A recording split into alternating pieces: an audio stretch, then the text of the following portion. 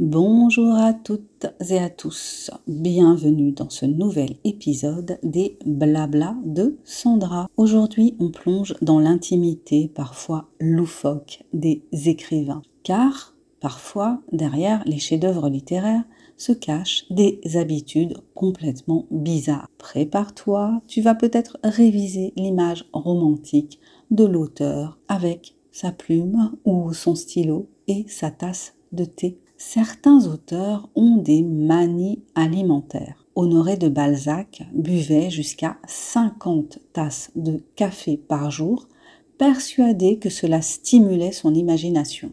Résultat, insomnie chronique et cœur fragile. Friedrich Schiller, lui, gardait des pommes pourries dans son bureau, car l'odeur l'inspirait. Amélie Nothomb a un rituel d'écriture qui inclut la consommation d'un demi-litre de thé noir très fort qu'elle boit à 4 heures du matin après seulement 4 heures de sommeil afin de provoquer une explosion de la tête et saisir un moment de virginité pour écrire. Elle est aussi connue pour sa prédilection pour les fruits pourris. D'autres auteurs ont des habitudes d'écriture très particulières. Victor Hugo écrivait parfois nu, après avoir demandé à son domestique de cacher ses vêtements pour ne pas être tenté de sortir au lieu de travailler. Marcel Proust, lui, passait ses journées au lit, entouré de couvertures et de liège au mur pour étouffer le bruit. Truman Capote affirmait ne jamais pouvoir écrire assis à un bureau. Il écrivait allongé, un verre à la main. D'autres, enfin, pratiquent certains rituels pour stimuler leur créativité.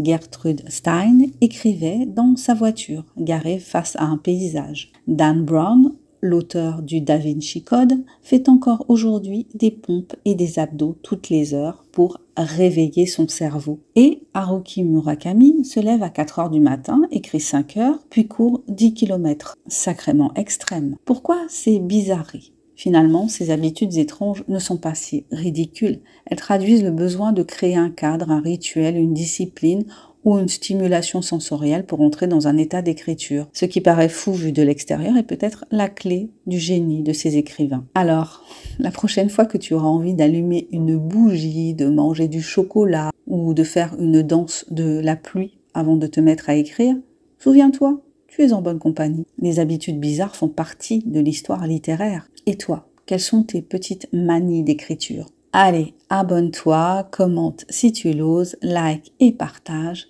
Participe au bruit du monde de l'auto-édition. Je te dis à très bientôt pour un nouvel épisode des Blabla de Sandra. Pense à découvrir mon dernier bébé de papier paru à ce jour, L'amour minimaliste, une romance qui parle de deuil, de résilience et de renaissance à travers un nouvel amour avec tendresse, humour, passion et sensualité. Bye bye!